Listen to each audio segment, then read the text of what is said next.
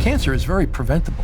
When the medical establishment acknowledges what I know about this disorder, what's causing it, and what we're not doing to prevent it or treat it, it will be recognized as the greatest tragedy in the history of medicine. Thomas Seyfried is a professor of biology, genetics, and biochemistry who has dedicated the past 30 years gathering scientific evidence on what could be the true origin and prevention of cancer. Cancer is getting worse, and there's no major advance in reducing death rates, and I can speak to the reasons for that. All major cancer research centers think cancer is a genetic disease. You believe otherwise? It's not whether you believe, it's what the data tell us. And the evidence is massive to support that cancer is a metabolic disorder. And the problem is we're doing everything we possibly can in our lifestyle to induce it.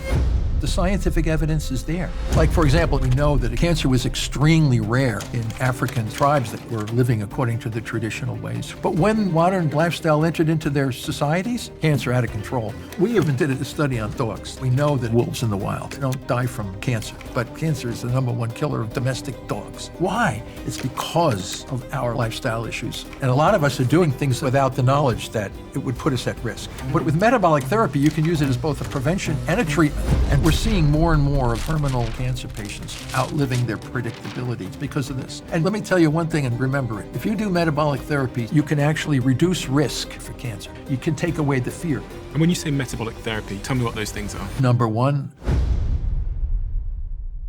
Before this episode starts, I have a small favor to ask from you. 2 months ago, 74% of people that watch this channel didn't subscribe. We're now down to 69%. My goal is 50%. So if you've ever liked any of the videos we've posted, if you like this channel, can you do me a quick favor and hit the subscribe button? It helps this channel more than you know, and the bigger the channel gets, as you've seen, the bigger the guests get. Thank you and enjoy this episode.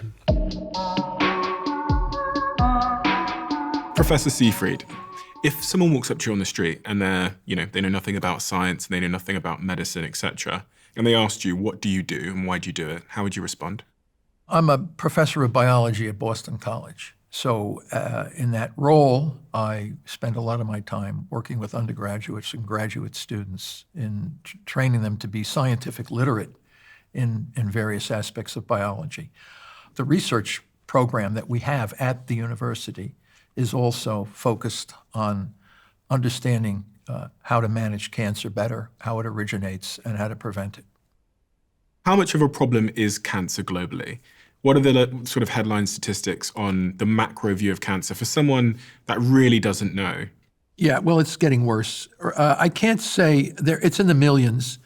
I know precisely what's going on in this country because the American Cancer Society every year distributes the data on cancer.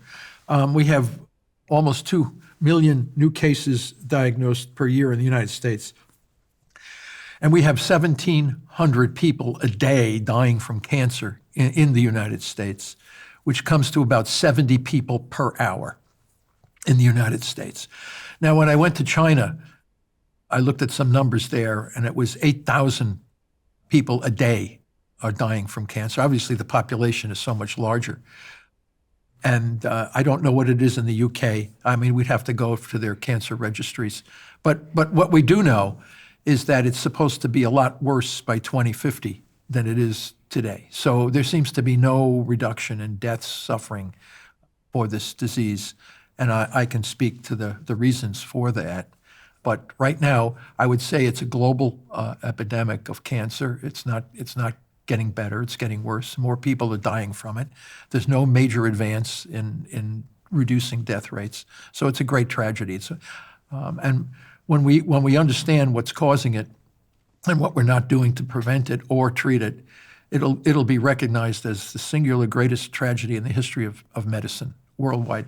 When they come to know what I know about this disorder, and then they realize what we've been doing in a misdirected way, it will be recognized as the greatest tragedy in the history of medicine. What types of cancer are people dying from? What is the most popular types of cancer for men and women? Well, it's always been lung cancer, pretty much for men and women. Lung cancer has always been the #1, but we have pancreatic, breast cancer, colon cancer. These are all on the rise. Colon cancer is on the rise. Pancreatic cancer is on the rise in this country. I can't speak for other countries. They may vary slightly due to diet and lifestyle issues, but lung cancer has always been recognized as the number one cancer. How many people in the United States then, based on the statistics, would develop cancer? Well, it seems to increase every year, so it's kind of a moving target. It doesn't seem to go down. What it is today, I don't know, but what I do know is the numbers of people that are dying each day, because the American Cancer Society comes out with, I think it's 612,000 people will die this year, 2024, from cancer in this year. So divide it by 365, and it comes out to just about 1,700 people a day. Divide that number by 24, and you get about 70 people an hour, based on the numbers provided to us from the American Cancer Society. When they say we've made major advances in cancer incidences, right? So in the 1990s, they instituted the anti-smoking campaigns, all right? So today, if you read, they say we have reduced cancer deaths by 31 or 32%. Wow, that sounds really impressive. So what they do is they take the number. This is what the American Cancer Society has done, and it's published in their papers.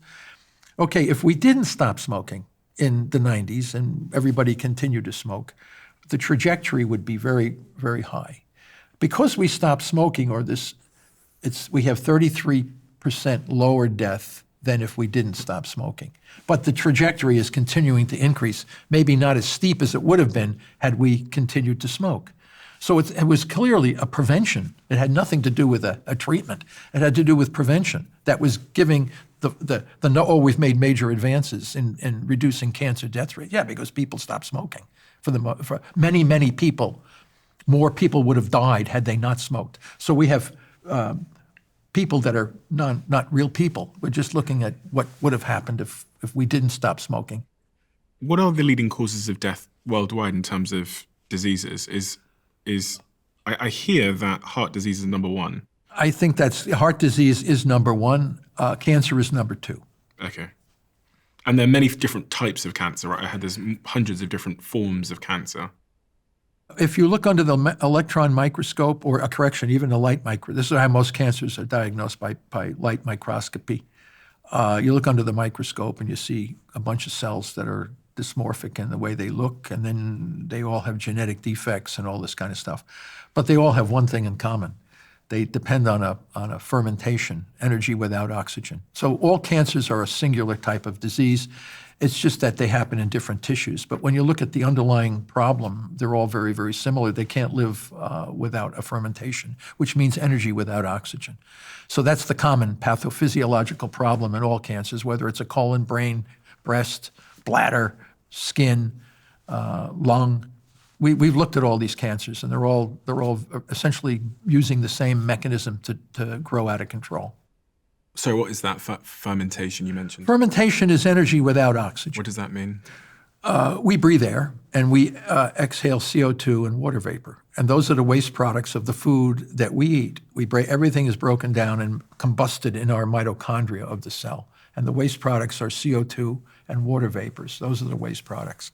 But if you and I were to stop breathing for any particular time period, our bodies would fill up with lactic acid and succinic acid, like if we were to have a heart attack or when somebody has a heart attack.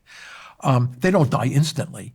If they're there for 5 or 7 minutes without oxygen, they may die because the brain dies. But if you can get the heart to beat again and get oxygen back in the system, you can come alive again. But when we have that massive interruption of oxygen into our body, the cells fall back on they immediately turn on these ancient pathways to get energy without oxygen for a short period of time. And that's the sugar glucose, which is already in our bloodstream from the food we eat, and the amino acid glutamine, which is an amino acid in our bloodstreams. Highest level of amino acid is the glutamine. These two fuels are now burned for energy, obtain energy without oxygen. These pathways upregulate, and you can get ATP, which is energy, to keep you alive for a short period of time. But your bloodstream is filling up with the waste products called lactic acid and succinic acid. Lactic acid is coming from glucose, the sugar, and succinic acid is coming from the amino acid glutamine. and they build up, and that tells you you're fermenting. You're getting energy without oxygen because you're not breathing. Very simple. You're not breathing, but I'm not dead yet. Now, of course, if you don't get it for very long, you die. It's just that. Now, the other way you can stop oxygenation in our bodies quickly is with the poison cyanide. So if we, God forbid, we were to take cyanide, we'd be both dead within a minute. We just because our bodies are completely shut down of energy from oxygen. Now here's the cancer cell. The cancer cell can live in cyanide. The cyanide does not kill a tumor. Okay, Otto Warburg showed this a long time ago, and we've also shown the same thing in our lab. Others have shown this. The interesting thing is when you look at cancer cells, even in the presence of oxygen, even in oxygen, they're throwing out lactic acid and succinic acid. What does that mean? That means the organelle inside the cell that generates energy is not efficient. It's inefficient. And the cells are using ancient fermentation. And when I say ancient fermentation, you have to realize the Earth is 4.5 billion years old. The organisms that existed on our planet 2.5 billion years ago were all fermenters. There was no oxygen in the atmosphere until the photosynthetic bacteria started making oxygen. There were living cells. They had no oxygen. And they were growing like crazy, unregulated growth, just unregulated. What's going on here? And they would die as soon as the fermentable fuels were dissipated. As they gobbled up everything, they would just die. So they lived as long as they could reproduce and have fermentation fuels. The cancer cell in our body is doing nothing than falling back on these ancient fermentation pathways that become accelerated, upregulated in the tumor cell because the efficiency of the energy coming from the mitochondria is now depleted. It's defective in many different ways. So this is very clear. And this happens in lung cancer, colon cancer. We've looked at all the major cancers, and we found out these common defects are seen in all the cancers. So they're all very similar in their metabolism. They're very different in what they look like under the microscope. Lung doesn't look like colon, doesn't look like brain. They're very different genetically. They're all different from each other, but they're all common in a dependency on this ancient pathway of energy metabolism. Can you take me back? You mentioned a guy called Warburg there? Yeah. Can you take me back on the journey that the scientific community, or at least you have been on, to arrive at the conclusion that the central sort of causal factor, or at least an indication of the causal factor of cancer, lies in this shift in energy systems? Where did this understanding start in research? Well, it started with Otto Warburg for sure in the 1920s. The other linkage, before I tell you what Otto Warburg did, because I was like everybody else, I thought cancer was a genetic disease, and I heard about Warburg, didn't really know what he was talking about or invested any time thinking about what he said. But Linda Nebling was a PhD nursing student at Case Western Reserve University in Ohio.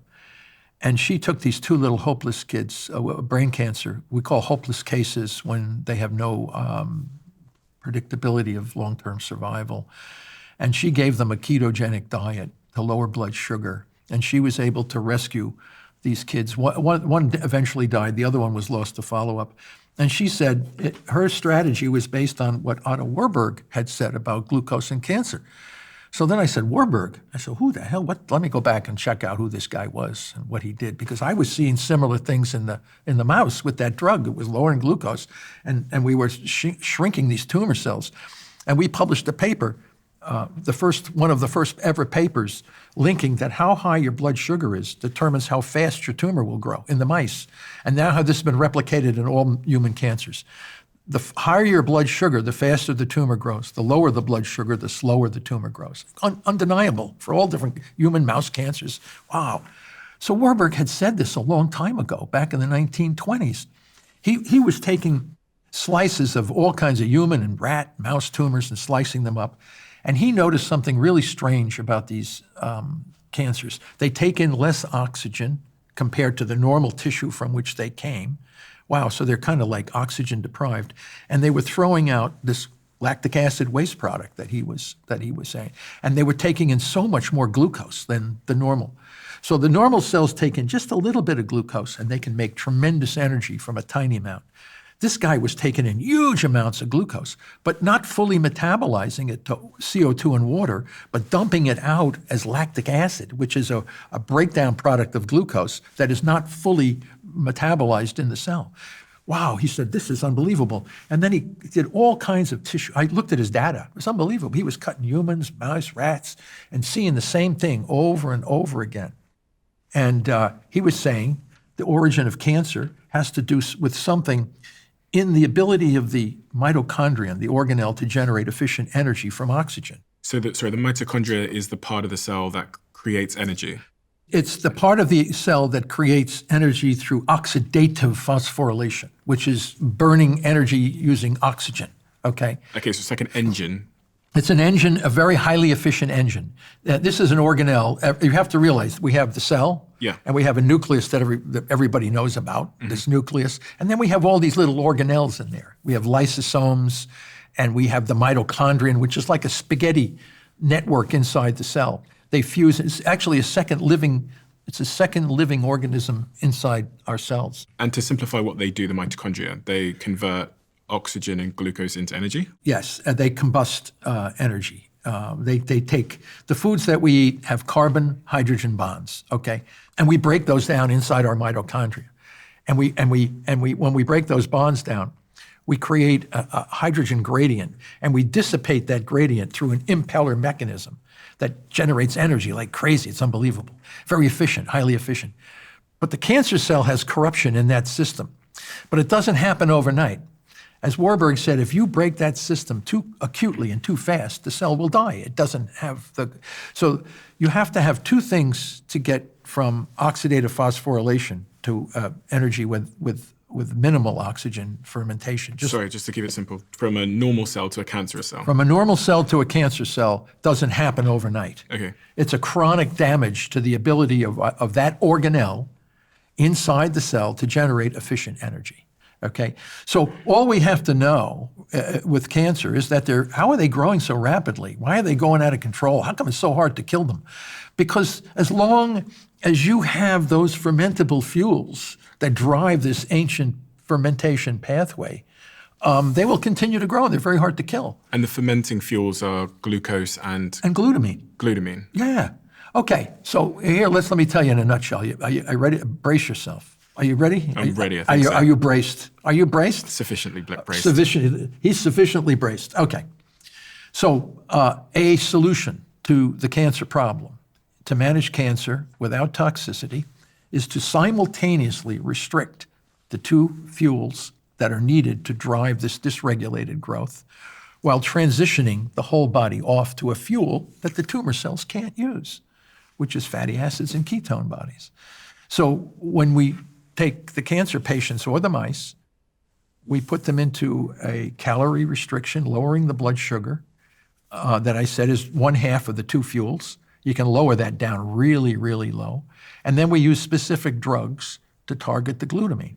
And together we can selectively restrict the two fuels while we transition the whole body over to ketones.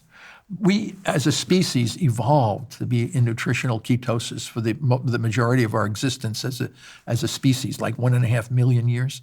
For centuries and centuries, thousands and thousands of years, our species, you and me, our ancestors, were always in a state of nutritional ketosis because there was very few carbohydrates in the environment for them to be consuming, right? So the cancer cell, the body, you and I could, if we stopped eating and we took a low carbohydrate diet and just did water only fasting, we would get into nutritional ketosis, where the normal cells, our brain, our kidneys, our heart, can be burning these ketone bodies because they have a good mitochondria and they can burn these fuels effectively. The tumor cells have a bad mitochondria. They can't burn those fuels. They're dependent on glucose and glutamine. We can replace glucose and glutamine with ketone bodies in the normal cells of our. So we selectively marginalize these tumor cells slowly over time. They slowly start to die, the blood vessels disappear, and the body comes in and dissolves them. So for someone that has never heard the term keto before, ketosis or ketones, in a simple way, what are ketones? Ketones are water-soluble breakdown products of fatty acids, okay? They're beta-hydroxybutyrate, acetoacetate. These are small molecules that are water-soluble. The liver throws them out like crazy. Kidney a little bit, but mostly liver. So as I told you earlier, when we don't eat, you get anxious, mainly because our brains are addicted to glucose. It's like cocaine and nicotine and whatever. You start getting all antsy. I haven't eaten anything, what's going on?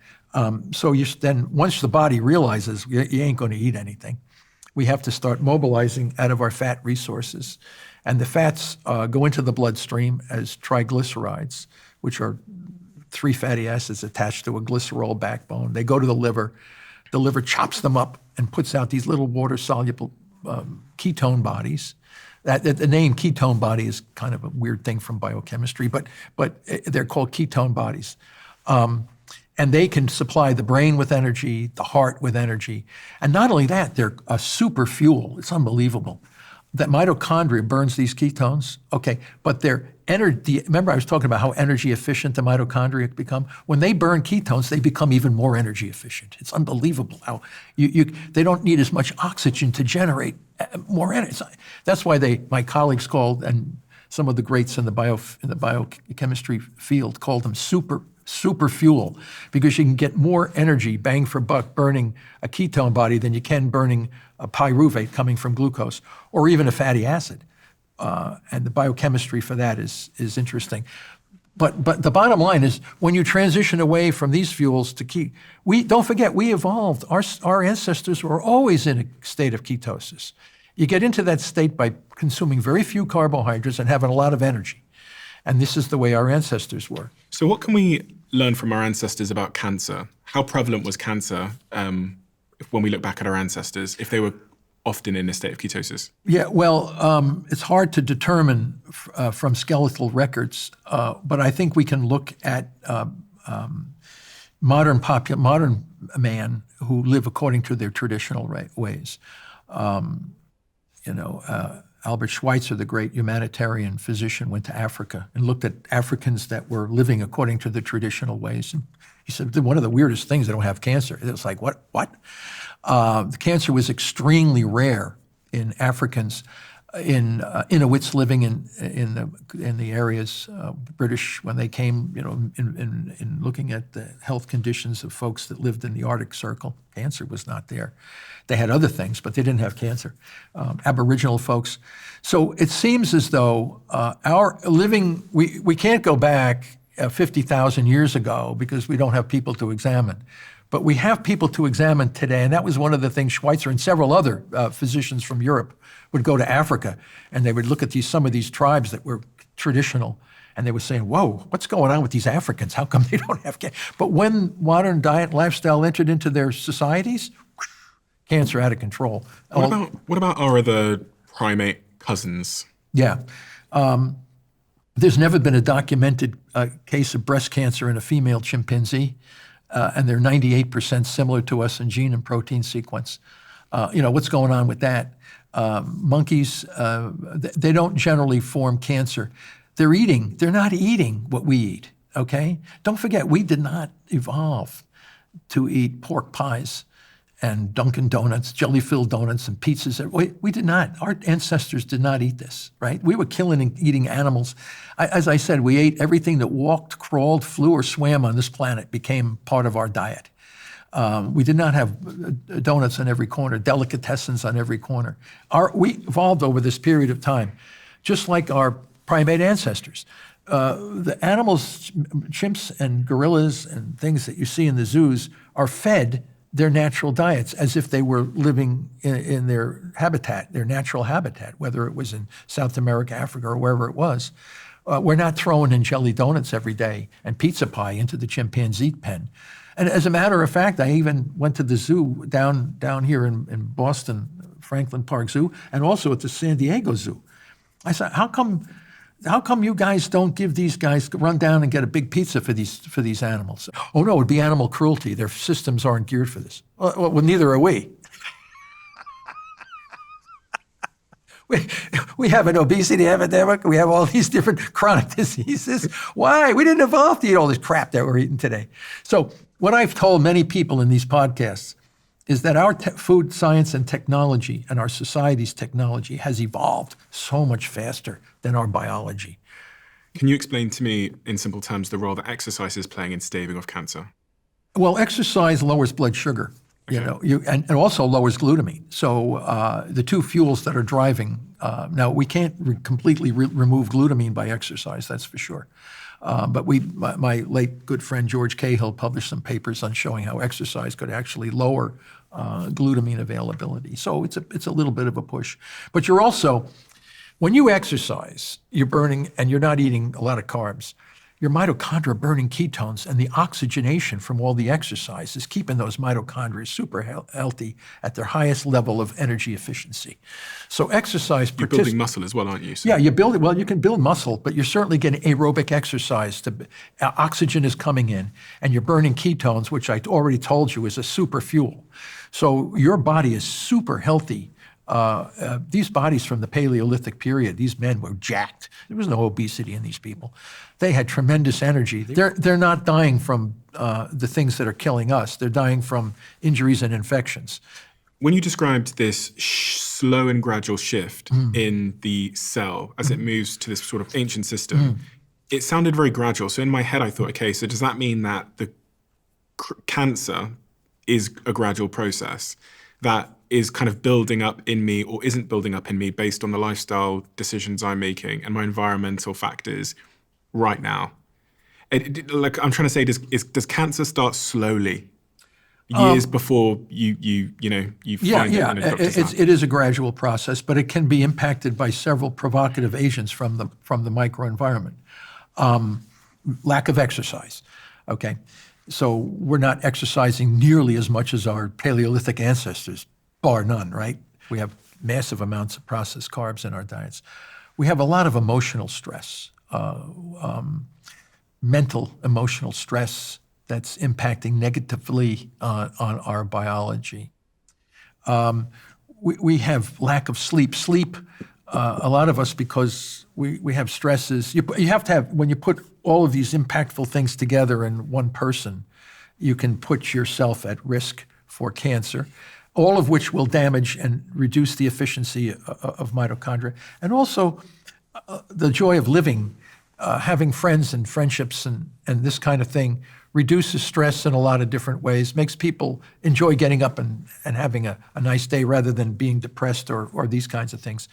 You put all this together and you put yourself in a diet and a lifestyle that puts you at risk for damage to oxidative phosphorylation and the transition from one form of energy to a fermentation energy. And what I'm trying to understand, is that it's a gradual transition. You have to be able to do that. And how long does it take for a colon, a group of cells in a crypt of your colon to transition from one stage to another?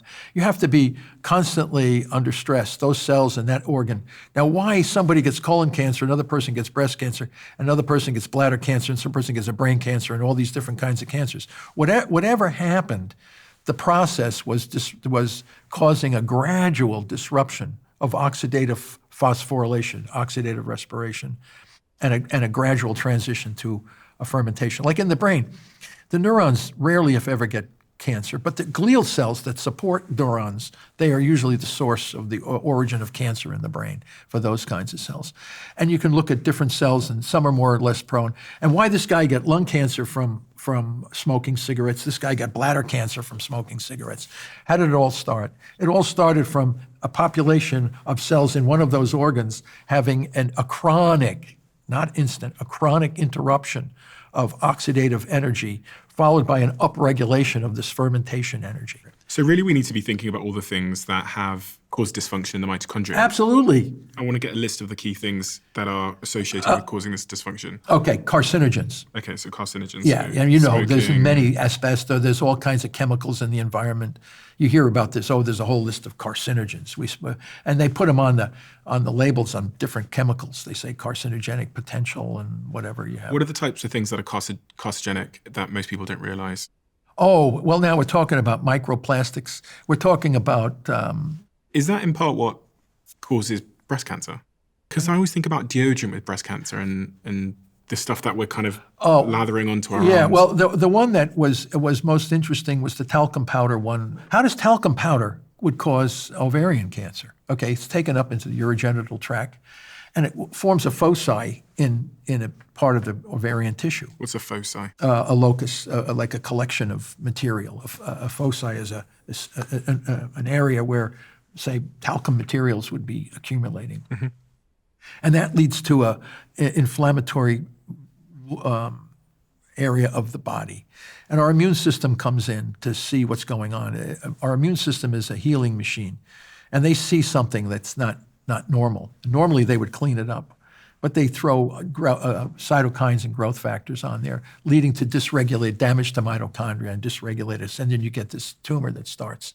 So if I get a talcum powder granule or whatever, and it goes into my body then tries to attack it to sort it out, and in doing so, it creates inflammation, which leads to damage to mitochondria in a particular group of cells near that foci. Okay, and this is applicable to, I guess, a lot of different nanoparticles. And microplastics are this now. They're looking at this. But then we have chemical carcinogens. Tetrahydrochloride. There's all kinds of other things that can actually damage arsenics and these kinds of chemicals, urethane, anything that could chronically damage a mitochondrion, forcing it to upregulate the fermentation, the energy without oxygen. Isn't this most things? I'm trying to figure out how to live my life. Yeah, well, that's why it was called the oncogenic paradox. But you can avoid that. That's why I'm saying if you can keep your mitochondria healthy, how? Exercise and reduce consumption of highly processed carbohydrates. Do I need to be avoiding these microplastics as well? You know, the problem with microplastics, they're very ubiquitous. We're not really sure. We're just now becoming aware of it. Nobody really knew that before. Look it up. But it could cause small foci in different populations of cells. But you know, it's very hard to really chronically damage mitochondria. Mitochondria are a tough organelle. The problem is we chronically abuse it without realizing what we need to do to keep it healthy. So even if you are exposed to chemical carcinogens, even if you are exposed to all these things, but you're keeping your body as healthy as you possibly can, you could possibly delay or even prevent the damage to the mitochondria, even though you are being exposed to this. So it's actually in your hands. You can actually reduce risk for cancer by knowing what keeps your mitochondria healthy. Vigorous exercise, fasting, water-only fasting. It's very hard. Sometimes when we were putting mice on calorie restriction, it was hard to get them to get tumors. Their body was so healthy. This was shown years ago by a couple of scientists in mice, using mice that developed a lot of breast cancer. If you put them on a calorie-restricted diet, the incidence was way, way down. So cancer is very preventable. It's a very preventable disorder. It's just that we're doing everything we possibly can to induce it in our diet and lifestyle. A lot of big institutions believe that cancer is a genetic problem.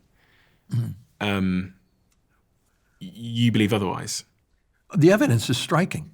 I mean, it's not whether you believe, it's what the data tell us. Okay, so according to the somatic mutation theory of cancer, mutations in the nucleus lead to dysregulated cell growth.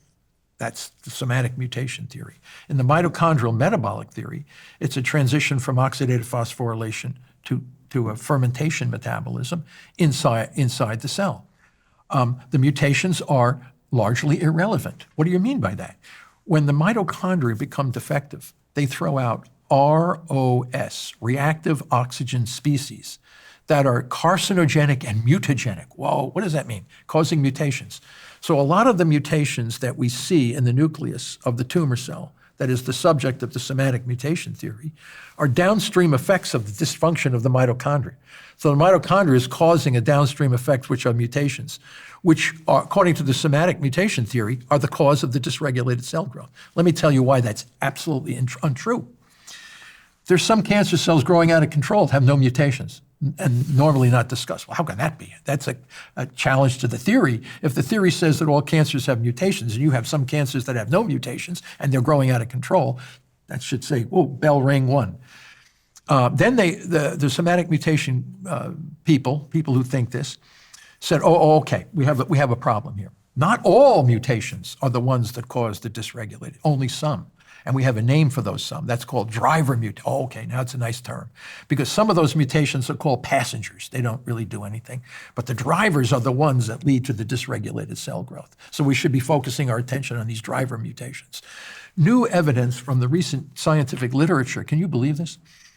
They're taking tissue, normal tissues from patients, different organs and things like this, from not patients, from normal people, no cancer, perfectly healthy, like yourself here. We would take tissue from you and say, oh my Christ, look at you got driver mutations in your esophagus and your different parts of your body, you got driver. But you don't have a tumor. What's going on with that? How do you explain that these driver mutations are causing dysregulated cell growth when we have thousands of driver mutations that are there that are not causing dysregulated cell growth? Oh, okay, that's another problem.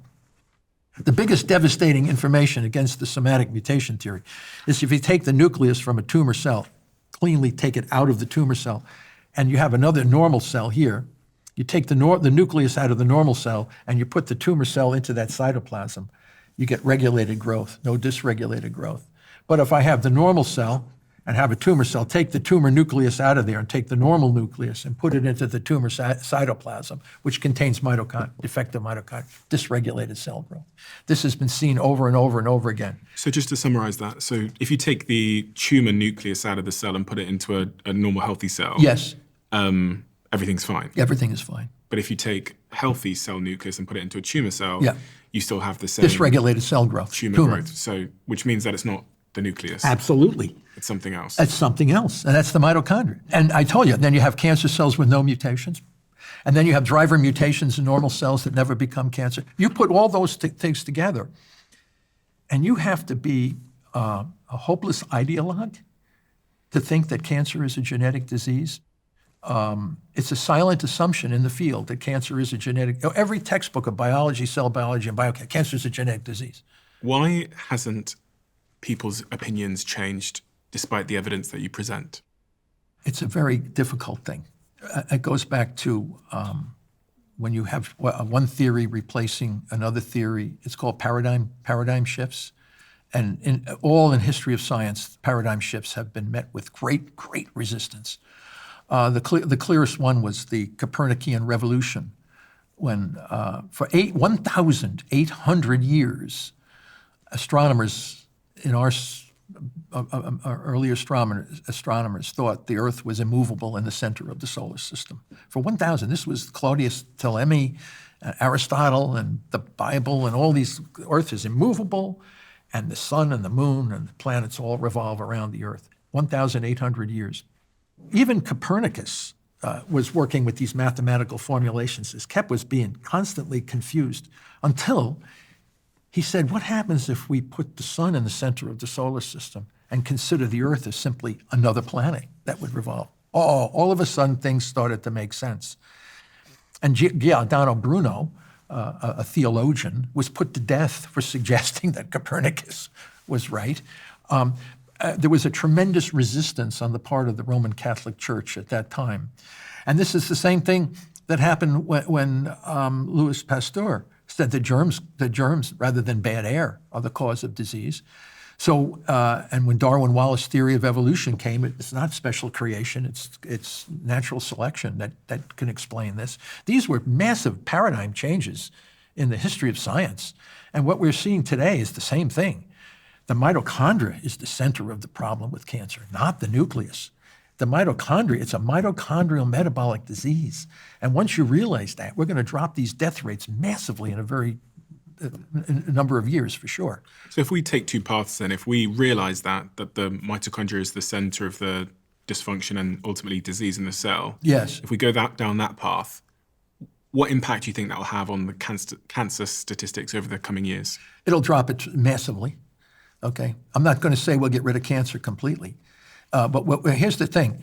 We may never get rid of it, but we can learn to live with it and keep it at bay if we know that it can't survive without these two fuels. And you can do a diet and lifestyle that can restrict the availability of those two fuels and keep your mitochondria as healthy as you possibly can. What if we don't go down that path? What do you think? Then you're going to be right. 1 out of 2 people are going to be having cancer.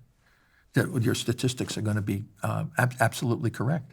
Is there anybody that you believe, because when we talk about these subjects, often we think of like big pharma and the incentives and money and follow the money, and you'll figure out why people don't want change.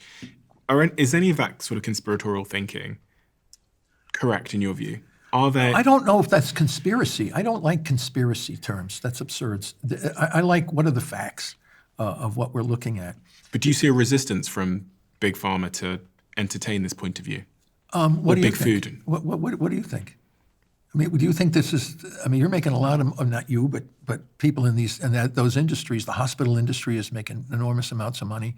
They're awarding. We get $7 billion a year for cancer research in the National Cancer Institute, awarding many grants to looking for gene mutations and all this kind of stuff. And we have drugs that are extremely expensive based on a somatic mutation theory of cancer, that are basically not dropping the death rate. As I said, while we're talking here, we're going to have 140 people dead from cancer. 1,700 people a year is getting worse and worse. As you said, we're always raising money for cancer research. Where's all that money going? What are you doing with all that money? No accountability. And then when you look at the scientific advisory committee of all these societies that you're running for, they all publish papers on cancer as a genetic disease. It's too hard for the field to accept at this point. It's too traumatic at what I'm saying. It's too disruptive to a massive industry at this time. They will come to gradually adjust to what I'm saying. It's just a matter of time because we cannot continue this trajectory. It's immoral what we're doing to some of these people. I read a stat that said the global incidence of early onset cancer increased by roughly 80% between 1990 and 2019. That's in the BMJ Oncology. Early onset of cancer is basically patients under the age of 50. And when I think about this, growing up in the UK, whenever there's a fun run, a charity race, a marathon, whatever it might be, cancer research gets the money. Yeah. And to hear that, there's been so much money invested in cancer research over the last couple of decades, but there's been an increase of 80% in early onset cancer in the same period. For me, I'm like, this research doesn't appear to be being very effective. Well, as I said, you got to find, what people don't do is they never ask, where's the research go? What kind of research, what are you doing? What is the research? It's the theory that drives the impetus to do research.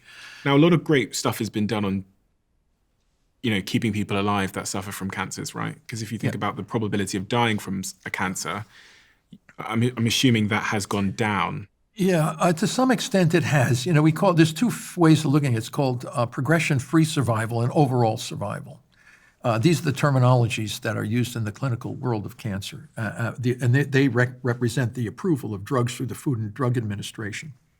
If you have a drug that improves progression-free survival, progression-free means it looks like the drug is working on the tumor. Because, the tumor, you can see it gets bigger and bigger and more lethal and more lethal. And if I see it not growing nearly as much, I say, wow, look at it's slowing what we call traditional progression, okay? It's called progression-free survival. And then you have overall survival. So you have two ways to approve drugs mostly for cancer, right? How does it work on progression-free survival, and how does it work on overall survival? Well, they stop looking at overall survival. Now, somebody's going to bark and say, well, bottom line is mostly progression-free, which means that the patients, it looks like the tumor is being effectively managed, but they live only a couple of months longer than they would have if they didn't use this drug. So therefore, it's approved, and that as opposed to overall survival. You're only living you lived 2.5 extra months. The tumor looked like it was managed pretty well, but your overall survival is this much, but you didn't see the tumor growing. We're going to approve that drug. So a lot of the new drugs that we're giving do a really good job at progression-free survival, but they do a horrible job in keeping people alive much longer, which ultimately is what you want to do. You want overall survival. Let me give you an example. Avastin, bevacizumab. This is an immoral drug that should never be used on people. It was blocked because it caused colon perforations in women with breast cancer. They still use it on brain cancer. And in the tumor, you get a tumor, you can see it with PET imaging, and you can, not so much PET, MRI and CAT scan, you can see it there. And it's looking there. Okay, you can see it. Now you give the patient Avastin, which is this anti-angiogenic drug.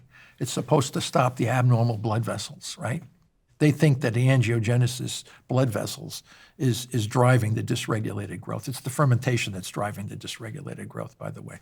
So all of a sudden you give the tumor kind of disappears. It doesn't look like it. Whoa, patient gets all excited. The physician looks and says, look at that, looks like you're doing well. What it does, what the drug does is it causes the tumors to permeate your entire brain, just like spreading it through your whole brain. You don't live any longer, but you had this progression-free. Look at the tumor. So the patient gets excited because it looks like the tumor's disappearing with this very expensive drug. But what it does is it almost guarantees that that patient will not survive because you spread the tumor cells through the whole brain. So this is why I call it an immoral kind of a thing.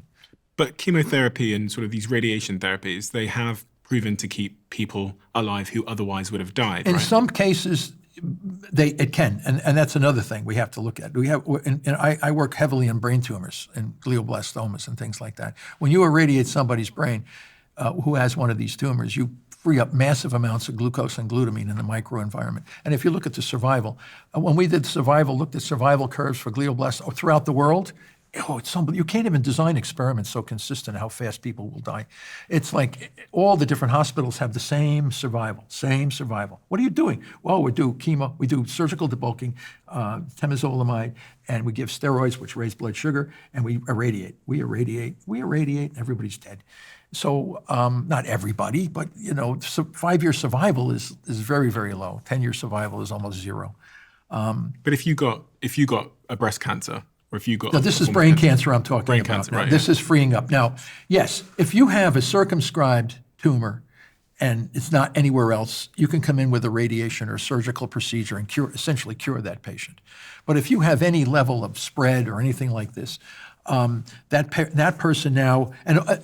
Also, if you're taking a toxic poison into your body, like red devil, doxorubicin, they call it red devil, your pee turns red, everything turns red. What is that? Is that chemotherapy? Yes, it's a chemotherapy to kill a small group of cells, or maybe a little bit of a spread. But your hair falls out, your body gets brutalized by this. And then if you survive the cancer, and many people do, we have millions and millions of cancer survivors on this planet, but many, many folks in that group suffer from the adverse effects of being poisoned or irradiated or surgically mutilated. I mean, they have to change their whole, and oftentimes the cancer comes back, or they die from cardiovascular disease, or they die from secondary adverse effects of being brutalized with medieval, I call it medieval approaches to this. Are you kidding me? What they're doing to cancer patients? So when we do metabolic therapy, we shrink the tumor down for sure. Then the surgeon can come in and he sees it's smaller, fewer blood vessels because of the metabolic therapy, and we can take out a greater amount of this, and then we transition back to prevent this tumor from recurring. Metabolic therapy can be used to not only prevent the cancer, but can also be used to treat the cancer. Now, let me tell you, most hospitals, suppose people say, well, I really want to do things to prevent cancer. Can I do standard of care before I have a tumor? What do you mean? You want to go into a major cancer clinic and have toxic doxorubicin and radiation to your body just in the event that you might get a cancer? This is absurd. But yet when you have cancer, that's what they do to you, right? But with metabolic therapy, you can use it as both a prevention and a treatment. It's just that with the treatment, we bring in some more drugs to target the glutamine. We don't do that on the prevention side. I was just looking at some stats as you were speaking around this 5-year survival rates of a variety of different cancers over time.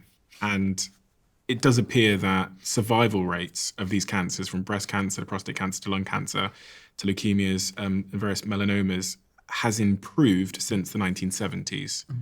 So the 1970s to the 1990s to 2010s, there's been an improvement in the survival rate, which I guess is a credit to the research that's been done. What you're saying is that the treatments we have still today are horrific. Yeah, and the survivals are not that much greater. It's not like you're getting massively longer survivals. Yeah, I mean, and I have to preface that these stats might not be right because this is AI we're dealing with here. Yeah. But there's a 5%, for example, with breast cancer between the 1990s and 2010, there's just a 5% difference. In overall survival. Okay, so your survival, your overall survival is 2.5 to 3 months greater. I don't actually have those stats in front of me. No, but that's the evidence, the papers that we're looking at. So how do we prevent prevent this then? I'm 32 years old now. So I want to make sure that I live my life in such a way that I limit my chance of cancer. One of the things I always reflect on is the fact that many of the people that I know that have got cancer, breast cancer or other forms of cancer, appear to be remarkably healthy. Yeah, always at the beginning. They're not always, but many times the person comes in, geez, I just was diagnosed with cancer. I didn't know I had it. I didn't feel bad. And then all of a sudden you get treated and they look like death warmed over. But I'm saying, like, how can healthy people be getting cancer if there's this sort of central? Well, because as I said, and we're seeing this. I'm seeing it in my own. I'm getting more and more emails from young people in their 30s, late 20s, 30s, early 40s, like with colon cancer, breast cancer, and all these kinds of things. But look at our diet and lifestyle situation today. Those things that I'm talking about: lack of exercise, a lot of stress, poor sleep, bad food, all of this kind of stuff impacting parts of our bodies. So what do we do about it, though? Know about it. And then what do we do? So I know now. That's personal choice. I'm not here to take pieces and jelly donuts off the market, for sure, or breakfast cereal. I love that stuff too. But the question is, I don't eat it every day, and I know if I do, it'll kill me.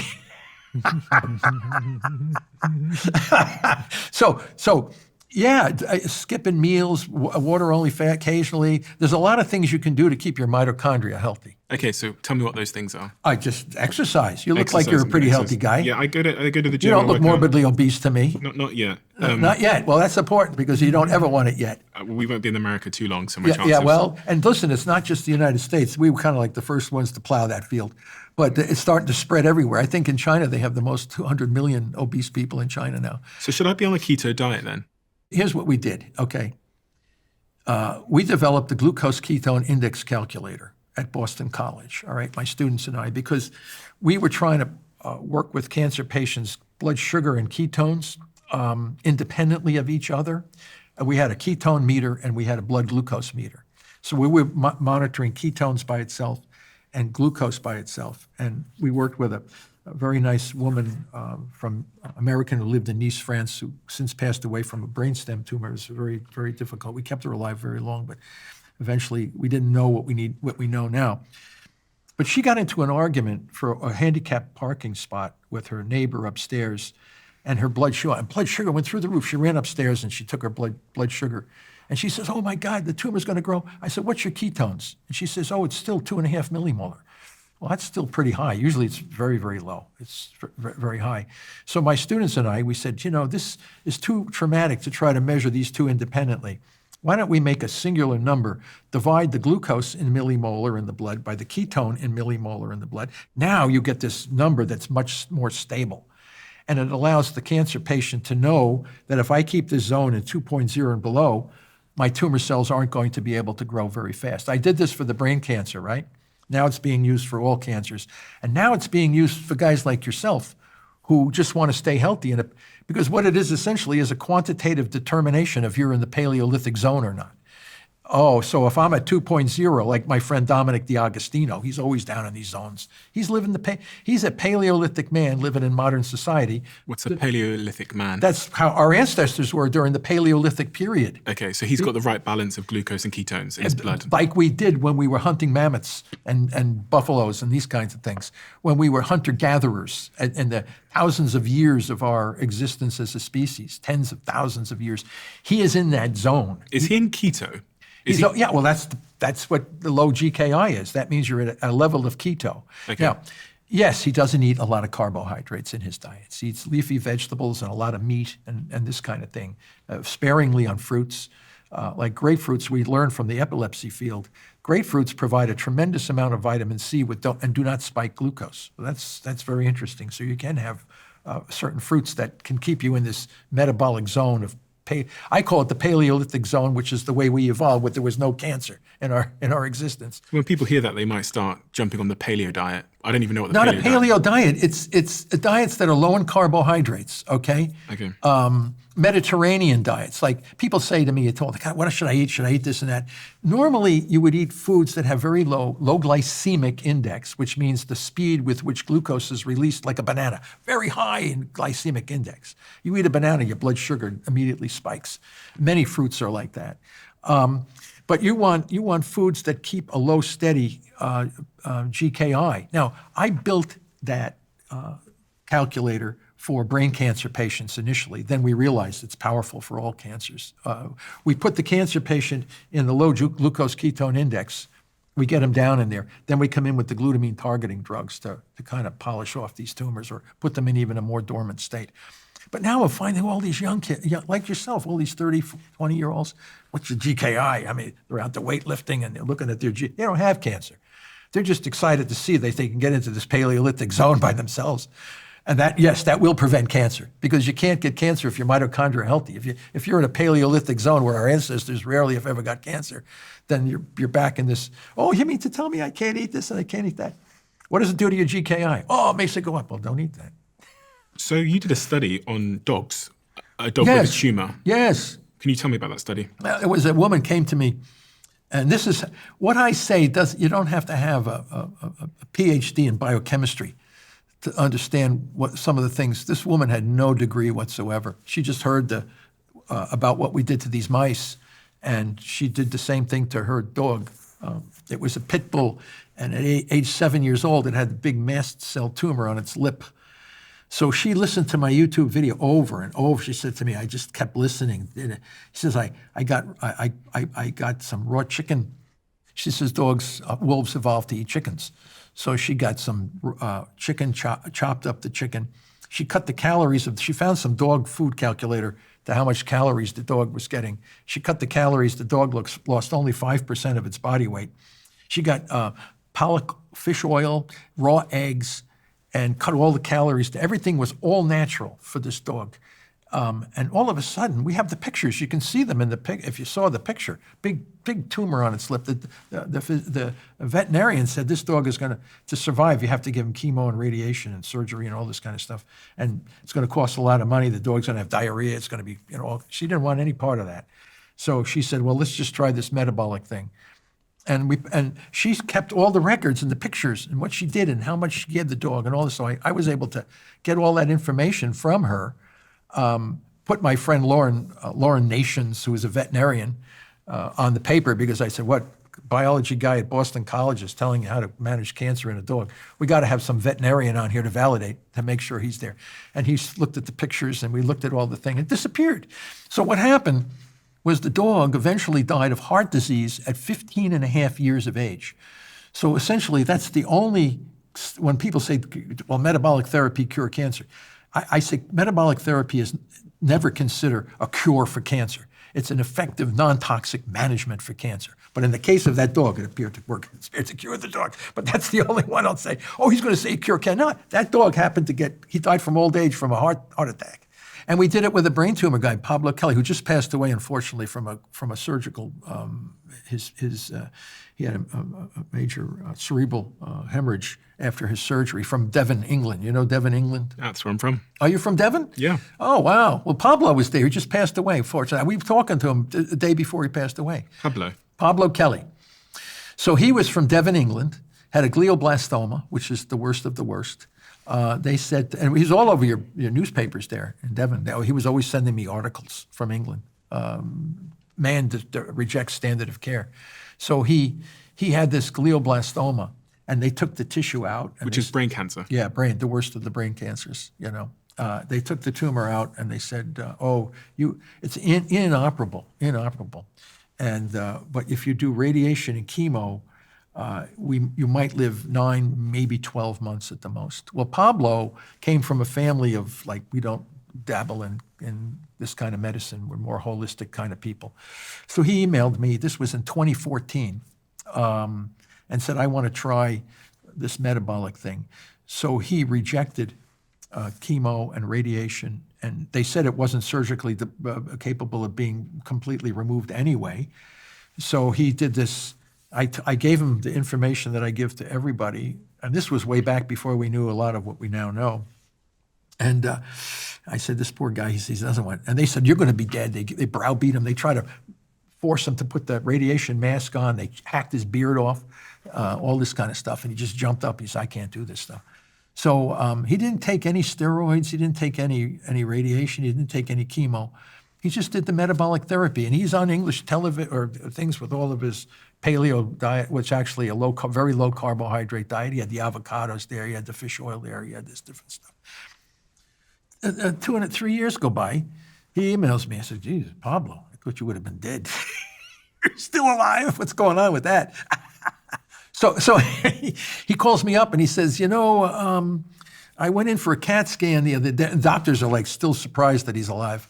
And they said, this tumor is still there and it's growing. And they think they can cut it out now. So he was 3 years on just metabolic approach. He didn't take any glutamine inhibitors, which was really remarkable. So anyway, he asked me, and I have physician friends that are radiologists that can look at it. And we measured it when it was first diagnosed in 2014, and then we saw it did become a little bigger.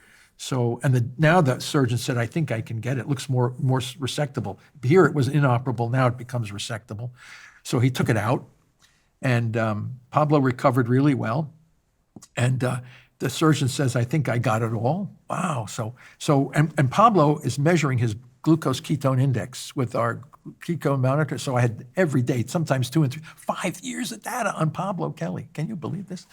So anyway, Pablo thinks he's cured because the surgeon, all of a sudden he goes back to his kind of weak ways, and you can see that his GKI goes up, and all of a sudden the tumor starts to show up again. Puts the fear of God back into him, goes back on a more restrict condition. Another 3 years goes by, and this time the tumor is growing slowly, very slow. Don't forget, glioblastomas kill you very quickly. With standard of care, you can barely get out of, at his age, if you can get 2 years, you're doing really good. So anyway, now he's 3, and he's got 6 years out, and he says, it's still back, he said, I got to go in. So this is second debulking. First debulking goes off, gets back on. Second debulking. So another 3 years goes by, he has a third debulking. Can you believe this? A third debulking? Debulking is cutting the tumor out. It's the surgical removal of this tumor. But he's never had radiation or chemo or any of the kinds of what we call standards of care. Now he has, I talked to him a couple of weeks ago, and he was doing really, really good. He had the third removal, and we were laughing with myself and Dr. Duryea and my associates. He says, yeah, can you imagine? I've had now 3 operations on a previously inoperable tumor. So we were saying, wow, they got that one wrong, didn't they, Pablo? And they kept wanting to irradiate him and do all this stuff. And he said, no, I'm going to keep doing this. And so we were speaking to him, and he's out 10 years. The tumor was diagnosed in August 2014, and he passed away August 2024 they tried to go in and get the last bit of tumor out of his brain. He came out, we talked to him, a thumbs up, smiling, talking like crazy. 6 hours later, cerebral hemorrhage, and he dies. So he didn't die from the cancer. He died from a surgical problem with the surgery. So he was you talk about long-term survivors. You rarely survive 2 years with a glioblastoma. The fact that he was out 10 years, and if he hadn't had that last bit of surgery, the guy would have still been alive, because he was talking like you and I are talking. This is a guy who has a terminal. So I said to Pablo, I said, you could outlive me. I said, we're all terminal to some extent, right? All of us aren't going to live to. I said, he was a young guy. He was only 22 or 23 when he was diagnosed. He was in his 30s now when he passed away. 10 years, so he's 33, 34 years old. And I said, I could be dead before you. And we were laughing, and we had a good time. And the next thing I know, I get an email from his wife. He said, Pablo is on brain dead and something. I said, what the hell happened? What happened to this poor guy? And it wasn't the cancer. So I don't know how long you would have lived, how many more things.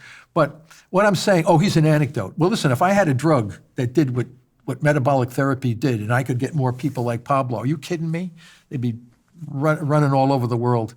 And when you say metabolic therapy, you mean the combination of the calorie restrictive, ketogenic approach? Yes. Yeah. Avoiding. Well, first of all, you're avoiding things that are going to kill you. The radiation is going to kill you for many people. Not all people. Okay, everybody say, well, listen, you can look at have people look at the data themselves, for crying out loud, and you can see how long you're going to live. He didn't do what they grab everybody in. What did he do specifically? He didn't take radiation or chemo. Yeah. And he brought his glucose ketone index down to the 2.0 zone and kept it low. And he took some supplements and a few things here and there. but he wasn't really targeting the glutamine like we thought. We thought. We found now certain parasite medications will be effective in targeting glutamine. So we're doing all non-toxic strategies to manage cancer.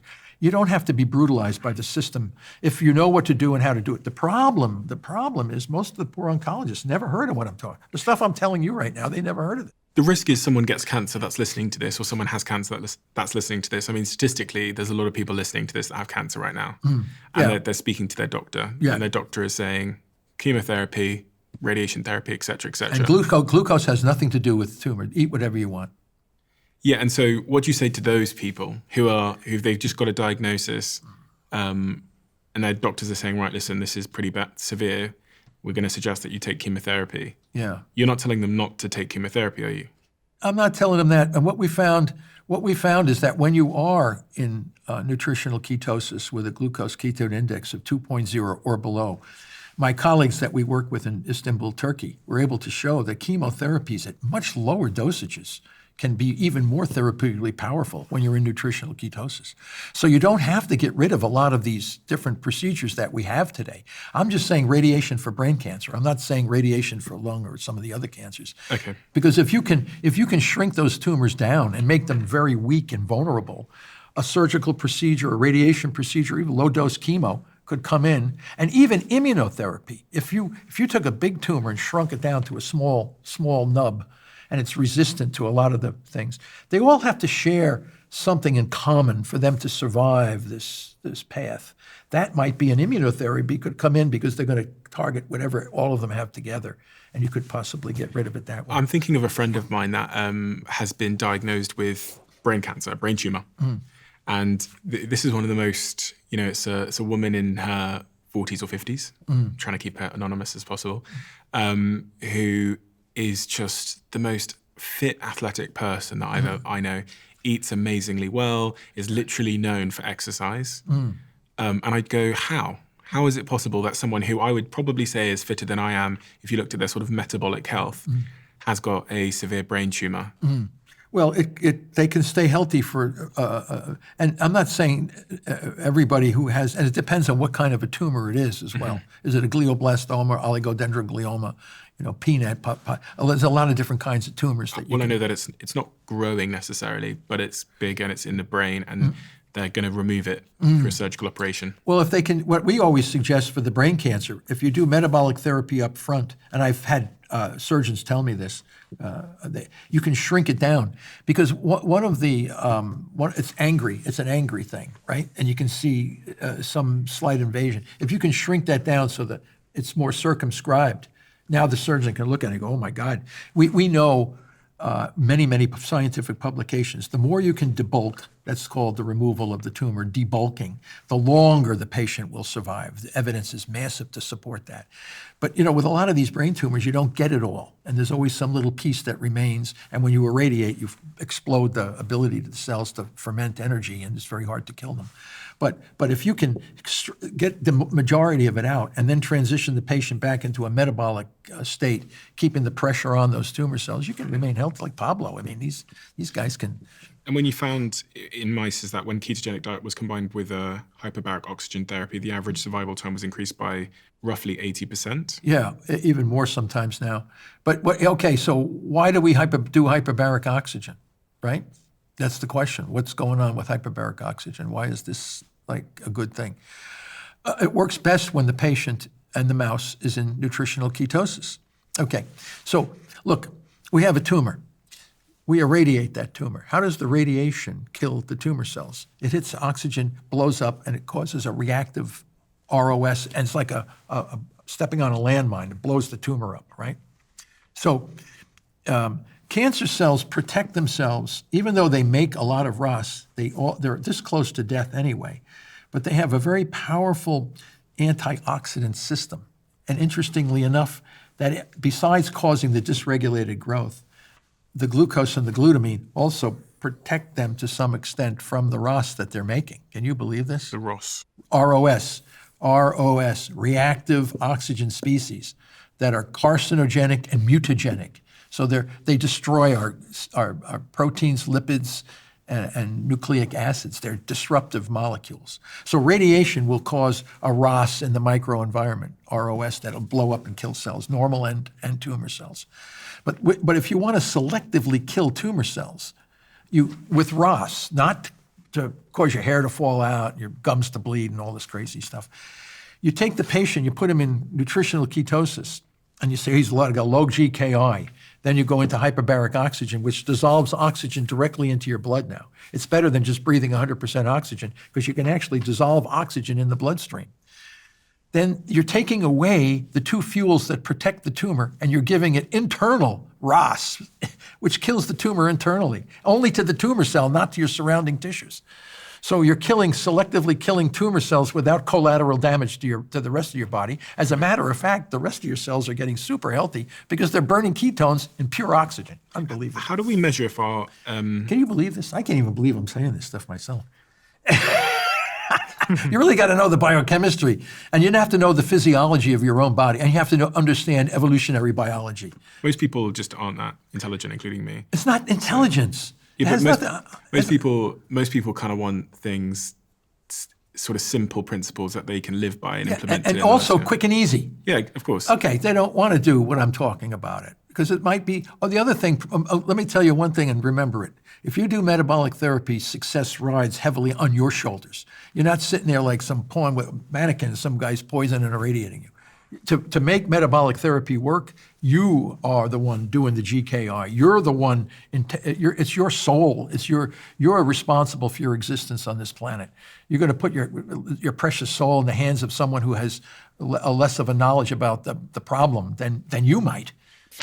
As an entrepreneur, I'm always looking for ways to connect and to create, and that's why I decided to launch the conversation cards. I turned to Shopify, who also sponsors this podcast, and Shopify made it so easy to set up an online store and reach all of you, no matter where you are in the world. I remember the challenges we faced when we first launched the Diary of a CEO conversation cards, managing inventory, ensuring a seamless checkout process, and reaching our audience. Shopify stepped in and made everything so straightforward and efficient. It was like having an entire team of experts by our side, allowing us to focus on creating content and connecting with you. What I love about Shopify is, no matter how big you intend to grow your business, they give you everything you need to take control and take your business to the next level. And to say thank you for listening to this podcast, we're giving you a trial, which is just $1 a month, and you can sign up by going to shopify.com/Bartlett. The link is in the description below. Could you be predisposed genetically to cancer? Yeah, that's where those germline mutations, but you can manage that. Because people think, my grandmother had breast cancer, my mother had breast cancer, so, They live in a common environment too. It's not like in order to prove that, you and all the siblings would have to be raised in a different environment, different countries, different lifestyles, and then see if you all got cancer at the same time under all these different conditions. That's definitely genetic. That's like Huntington's disease, Tay-Sachs disease, or these kinds of things, where they'll manifest regardless of the environment. So you're saying to me that I should, as a 32-year-old man that's cancer-free, God willing, thank God, touch wood, I should calorie restrict myself to keep my mitochondria healthy and my metabolism healthy now. I should be in a sort of calorie restricted state. I say it's good to visit the state. Our Paleolithic ancestors had no choice. There wasn't a donut shop on every corner. There wasn't pizzas. There weren't the kinds of highly processed carbohydrate foods available to them. So should I be fasting? Should I be doing keto? I don't want to tell you what you should or should not do. I'm not a physician here. I'm a scientist. I study what causes these things and I study how to manage them. You have to read what I'm saying and you have to come to your own decisions about how you want to conduct your life. I've given you information. What's your view on fasting? Fasting is a powerful way to get your body into nutritional ketosis, but it ain't easy. Try doing it. Try doing it. See how easy it is. It ain't easy, right? But that's why we developed this procedure where if you go, rather than going cold turkey and say, well, today I'm going to eat as much as I can, and then tomorrow, okay, you can go it's the second, third days when you start to really know what the hell's going on. And believe me, I've tried it. It ain't easy. That's why we developed a zero carb diet for 14 days, 10 to 14 days. Just zero. You eat meat, fish, chicken, whatever you want, but just don't eat any bread, pasta, this kind of thing. On keto, how do we get into that sort of ketosis state that people often talk about? Measure your glucose ketone index. How do I do that? With the Keto Mojo meter, you can buy it from Amazon. Okay. Okay, you can buy. Now, don't forget, they get a free Libra meter now for the blood. They're working on ketone blood meters, but it's not there yet. Right now, the Keto Mojo or some other keto meters, where you can prick your finger like a diabetic, you take a glucose strip and you put it on the blood and you put it into the machine. It tells you what your glucose is. Squeeze your finger a little bit more, take the ketone strip, touch it to the blood, put it in the meter. It gives you the ketone value. Push the button, GKI comes right up. Okay. Okay, very simple. Everybody can buy it from Amazon, get the meter, buy the consumables, and then they can test it. This is what this is what all the cancer patients, the ones who really want to get into metabolic ketosis. I think I've tried keto before, and I say think because I didn't measure my ketone levels, so I was assuming I did. Yeah, no, it's really, people say, well, I haven't eaten, I'm in ketosis. How do you know? Well, I blew into this thing and the bulb came out, I peed on a strip, it looked like it was ketosis. They are indirect measures. The most accurate is the blood measure. So it's hard to stay in that state for most people, right? This is one of the things because the temptations in our society are so strong. Yeah. I mean, Paleolithic man had no choice. Do you think that was his state? That's all he knew for thousands and thousands, tens of thousands, hundreds of thousands of years. That's all he knew. He didn't say, let me go down to get a big jelly-filled donut down at the end of the river there. No, there's none of that. He had to live in that state. Now we have so many temptations, all the things that we are biologically geared for. When you see obesity, that's evolution in action. They are the descendants of our long ancestors that could hold on to energy so efficiently. We were an energy-starved species for the majority of our existence on the planet. So anything we ate would be very little waste. We never pee out glucose. Glucose is converted to fat, and we store energy as fat. So those guys are energy-efficient human beings. Now all of a sudden we find ourselves with everything. And that's evolution in action, man.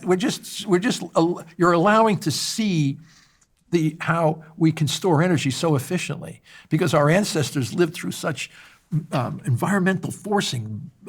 We had famines, we had long treks, our body could store energy so efficiently because we had to store what little we could get from the environment. And now you've got 300 million Americans in this food environment where when they walk out their front door, they see the Dunkin' Donut. They can lie in bed and order a Dunkin' Donut to their front door in 10 minutes. You don't even have to unask the car. They hand it through the window. Yeah, so no energy expenditure, energy in. So giving them this information might be fairly futile because the temptation. Oh yeah, well I'm not here to tell people. Again, I'm not here to tell people what they should or should not do. I'm just here to explain why do we have all this? It's not mystery. It's all biological evolution. You understand biological evolution. Almost everything that I'm talking about makes perfect sense. And unfortunately, that's not part of our scientific literacy anymore. So we need what? Discipline? Discipline is important. Every major religion had a point of fasting to be, whether you're Islamic, Judaism, or whatever, Catholicism, Hinduism, whatever. They always had some sort of fasting. Why you do fasting? Because you want to purify your body. You want to become closer to God. You want to feel in control. And that's always part. And if you do it with prayer, it's even better. So there was a reason for doing all that. And people realized the ancients knew this kind of thing. But we don't do that anymore. We don't go 40 days without food like Jesus did in the deserts. But a human being, you could absolutely do that. I know because I can look at your weight, I can look at your size, and I can pretty much tell you how long you can go before you died. And how do I know that? Because George Cahill, a good friend, late George Cahill, ran the Joslin Diabetes Center, and he evaluated people that would just go water-only fasting until death, and some of those Maze prison camps and things. So he was able to know how long you could go. Now, what about Angus Barberi went 377 days without food. George Cahill would fast some of these obese people for 250, 300 days. What happens inside their body with They're burning fat. So what happens is you burn fat. Okay, liver stores a lot of bones store the minerals. You can get minerals from your bones. You can get a lot of fat storage. Vitamins are stored in fat, a lot of vitamin D. Outside of the weight loss, what's going on we said religious people used to fast to get closer to God, Yeah. which seems to me to point to some sort of cognitive change. Yes, and that's from burning ketones. Okay. When you burn ketones, I said in the brain, when your brain starts shifting to ketones, your energy, the bang for the buck for each calorie that comes in from a ketone body increases the efficiency of oxidative phosphorylation. So you're more focused? Oh, massively. And this is why our ancestors were the way that if you are dependent on killing some animal for your survival, and you are out on the hunt, you are focused. Because if you're not focused, you're going to starve to death. So every sense organ in our body is super jacked when you're in these ketotic states. So, and these guys walking around with headphones, listening to, all this. This is like depriving ourselves of the natural ways of our ancestry. Don't forget, you and I are not just here over the last, 100, 300, 400 years. We are the descendants of members that are same as us, hundreds of thousands of years ago. They just didn't have the technology that we have today. But if you could bring a Paleolithic man from, say, 500,000 years ago, and you gave him a bunch of donuts and told him, he would die and went to heaven. You mean to tell me I don't have to go out and kill the elk anymore? They're going to hand me the food right through the window. Of course he's going to do that. You go in the cave and you throw a bunch of jelly-filled donuts into a bunch of cavemen who've been chewing on the half-eaten rat or something. You think they're not going to eat those jelly donuts? They have some chimpanzees live with a family down in Florida. There, I know there's some YouTube thing. The chimps, they're eating the food with the family, and then they give jelly sandwiches to the chimps. They're banging on the table. You think they were going to go crazy. Chimpanzees loving the jelly sandwiches. Do you have kids? Yes. What advice would you give to your children if they're listening to this now about how to prevent their chance of getting sick through cancer or these other Well, metabolic they'd issues? probably say, well, Dad, how come you don't do a lot of the things? First of all, I told you, I don't tell anybody what to do or how they do it. I'm just telling you the science behind why things work. My children, my two sons, and they're all very, very successful. And they said if we ever got cancer, we would be doing the metabolic therapy if we were to ever get cancer. And I said, just keep, exercise and do what you can do, the best you can in our environment. I mean, don't get me wrong. I'm eating a jelly donut. I'm drinking beer. I'm drinking whiskey. Why? Because I like it. But I'm not going to be doing it all the time. It's just I'm not going to be saying, I'm going to eat pizza, sure, but I'm not going to be not doing it. I do intermittent fasting. I don't eat for 18, 20 hours at a time. I do a lot of exercise over at the university, the gym and the facilities that we have. But I understand it. And then if I were to get cancer, I would have to bite the bullet and do what I know works, as much as it wouldn't be pleasurable. But it would be certainly a better alternative than being irradiated and poisoned. I'm telling you that. If that has built your conviction to the point that you're so convinced that the real issue is this sort of metabolic dysfunction, why aren't you optimizing your life to be sort of metabolically perfect? Well, because I live in the same society you do. Yeah. Okay. And fortunately, yes, our technology has improved significantly. I'm not a monk. I'm not going to be in some monastery, chanting something. I am a member of the society just as you are. And I enjoy the things that we have to offer us to make our lives a little bit more pleasurable. There's nothing like sitting down over a nice meal and having a discussion with some wine and enjoying it. Enjoy the moment, but not to be locked into that kind of diet and lifestyle all the time. Puts you at risk. There's an election going on in the United States at the moment, Trump versus Kamala Harris. If you won the election, and you became president of the United States and you had to introduce some regulations or some laws around food and all of these kinds of things, what would you do? Well, I think, you're talking about a food industry, you're talking about a multi-dimensional economy.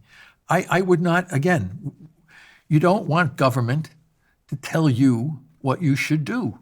You should make the choices, but you have to recognize, are there choices, and what are these choices? Right now, we're not seeing or understanding how things harm people.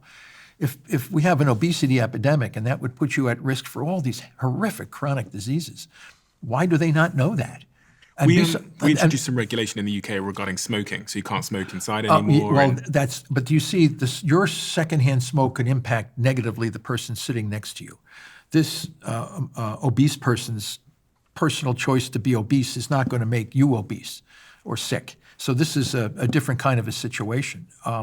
That has to come from internal to the person, and they have to be concerned with their own health. What about drugs, though? Like cocaine is not legal, so why can't they intervene to say you can't have Dunkin' Donuts? Because they're both, going to harm the individual. I think you'd get a revolution if you can't eat a Dunkin' Donut. You are not going to get a revolution if you can't have cocaine. You try to go down here in Brooklyn and take away all these donuts from people. You're going to see they're going to go. It's like it's personal choices. I mean, I like Dunkin' Donut. I mean, I like the coffee especially, but you can go to a donut shop and get some of these crullers and jelly fills and honey dipped. Are you kidding me? These things are delicious. You ever get these blueberry muffins? You tremble when you eat some of this stuff. And I'm not going to take that away from me. But if I want one, I'm not going to be, every day I got to eat. No, I just don't eat it. On the weekend, I might get one. And even sometimes 2 or 3 weeks, months go by before I'll get one. But when you get it, man, you enjoy it. You really love it. Are you hopeful? I am very hopeful. Because when the science comes, you can't suppress the truth. It's going to come out. The scientific evidence is there. I'm documenting this scientific, and it's based on the shoulders of Otto Warburg. Are you kidding me? I mean, this was a giant in the field of biochemistry. It's not like I made this stuff up. I'm just extending what he has done to a new dimension and putting it into a practical application, which he had never done. So it's just an extension of the knowledge base over this time. Why do you care so much? Why do I care so much? I'm not in it for the money. You know what I'm in it for? I want to see the scientific principles substantiated. If you know that you can keep these people alive at a higher quality of life based on the knowledge of the science that's doing that, that's gratification, man. It's gratification to know that because you were right on understanding the mechanism of the problem. And if you say, if we do it the way, we're writing a big treatment protocol as we speak, it's under review, a really comprehensive treatment protocol. And we institute that in the clinic, and for glioblastoma patients and these advanced cancers, they're not living a few extra months, they're living several years longer. Why? Because you knew the science. What's wrong with that? That's gratification. You don't have to make $1 billion on that. All you have to know is that all those folks are living longer because you understood the science that was put into practical application. What's wrong? Our research is supported by philanthropy and private foundations. That money allows me to do these experiments, to test what I'm testing on preclinical models, and then we translate it back into the clinic directly. And we see, like Pablo Kelly, he should have been done years and years ago. He lived all those years extra. He's had a wife and he's got kids. He didn't have to have his sperm frozen. He didn't have to have any of that stuff done. What's wrong with that? I'm seeing people that should have been dead a long time ago and they're still alive, and they're saying, I'm doing fine. I get calls from people, geez, I thought that guy would have been a goner. He's still alive. He's doing well. I said, that keeps me going because it tells me that we're on the right path. This is a solvable problem. This cancer can be dropped significantly. You can take away the fear. People now put it on their shoulders. I know what to do, how to do it. I'm going to follow this. Will it work for everybody? No, but it will help a lot of people, much more than what we have today. But it's paradigm change, massive paradigm change. So they will come to know. It's just a matter of time. I don't know how long it's going to take, but I ain't going anywhere. I'm continuing to do this. I'm going to get better and better results, and we're going to keep pushing. I publish these case reports in the scientific literature. Let the scientific field make their decision on the results from these papers. And if you are to succeed, what happens? People improve. I'm not going to live forever. But I know that what I've done with following Otto Warburg and cleaning up the misconceptions and misunderstanding of why he was stalled when the field ran off chasing genes, we got to bring it back on track. It's a metabolic problem with metabolic solutions. So that will help a lot of people. But it's also going to change a lot of way people are thinking about this. But I can tell you, they want to open clinics. I get calls from Asia, Africa, South America. They want to open clinics. People are being brutalized by a system that's not working. Don't forget, besides the terrible financial, the personal, physical toxicity, people are going bankrupt. Their marriages are falling apart because they can't pay for the expensive drugs on these cancer things. And they die and the bills are passed on to their loved ones. This is immoral stuff. Is there a particular case study that's broken your heart more than any others? Trudy DuPont, who originally let me, we built a glucose ketone index calculator on her.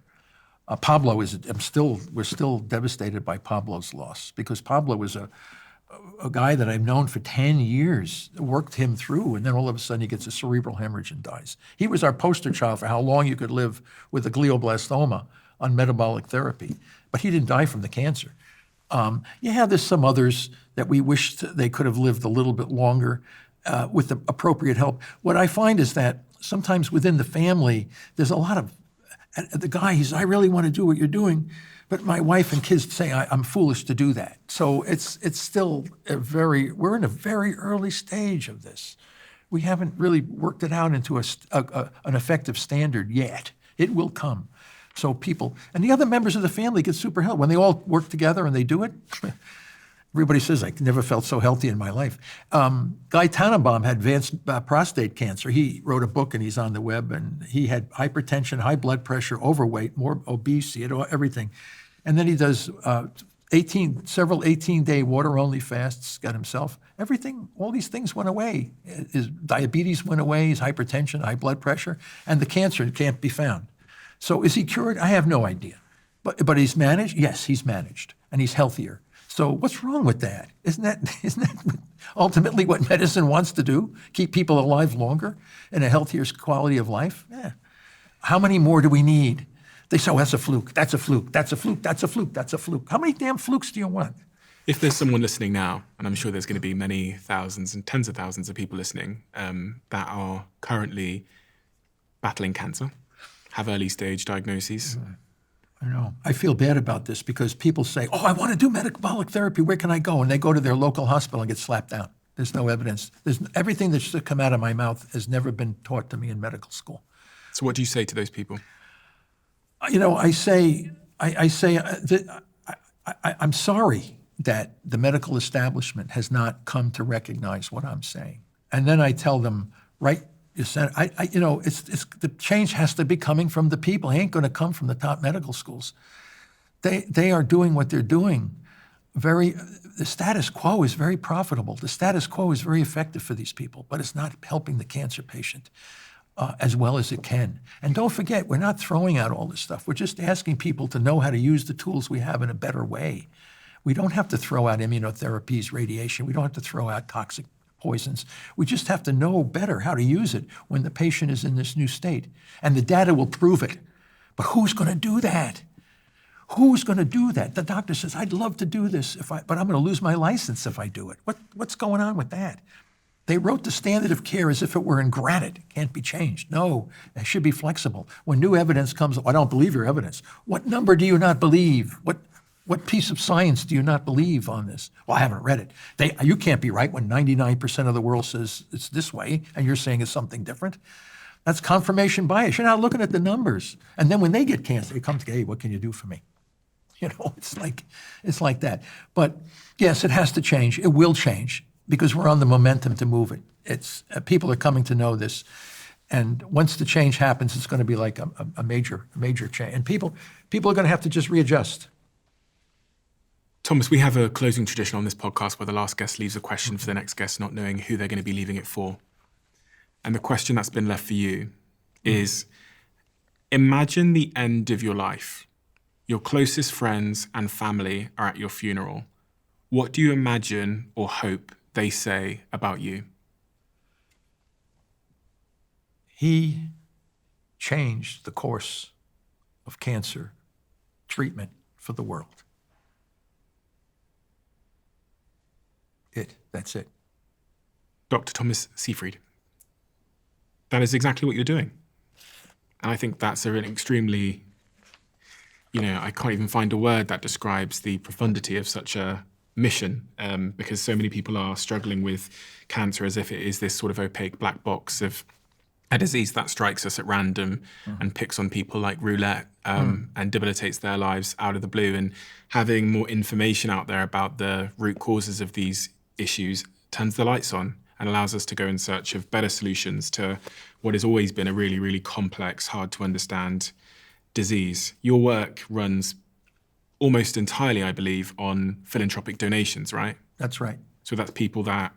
They make donations to both my university, Boston College, which is a Jesuit university in Chestnut Hill, Massachusetts. And we follow the Jesuit philosophy of service to others predominantly, and private foundations.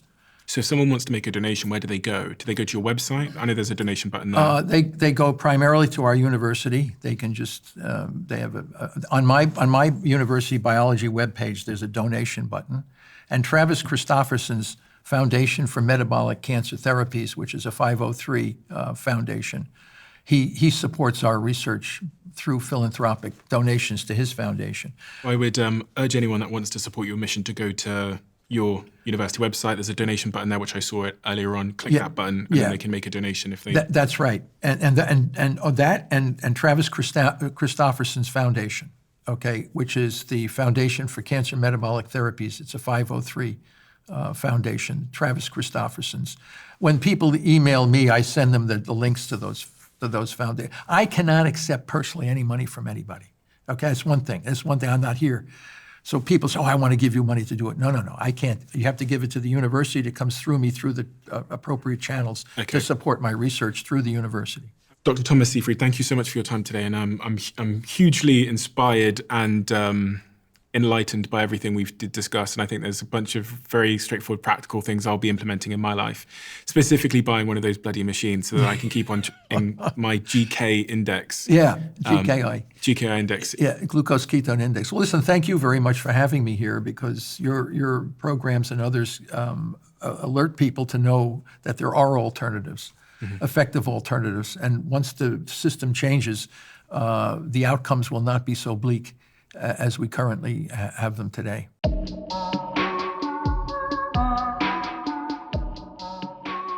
Isn't this cool? Every single conversation I have here on the Diary of a CEO, at the very end of it, you'll know, I asked the guest to leave a question in the Diary of a CEO. And what we've done is we've turned every single question written in the Diary of a CEO into these conversation cards that you can play at home. So you've got every guest we've ever had, their question, and on the back of it, if you scan that QR code, you get to watch the person who answered that question. We're finally revealing all of the questions and the people that answered the question. The brand new version 2 updated conversation cards are out right now at theconversationcards.com. They've sold out twice instantaneously, so if you are interested in getting hold of some limited edition conversation cards, I really, really recommend acting quickly.